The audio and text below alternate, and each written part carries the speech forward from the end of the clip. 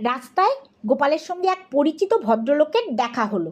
অনেক দিন পর দেখা, তাই তাদের মধ্যে গল্পগাছা চলছিল। লোকটার সঙ্গে ছিল তার 5 ছেলে।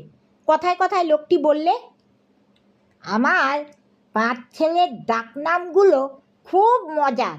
সবারই নাম বিভিন্ন আনাজপাতির নামে।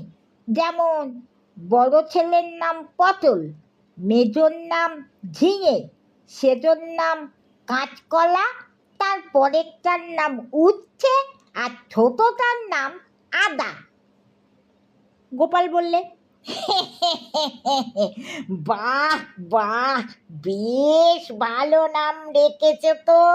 যখন 5 জনকে একসঙ্গে ডাকার দরকার হবে, তখন আলাদা আলাদা 5টা নাম বলার দরকার নেই, শুধু সুক্ত বলে ডাকলেই হলো। তাহলেই 5টা ছেলেকে একসঙ্গে বোঝাবে।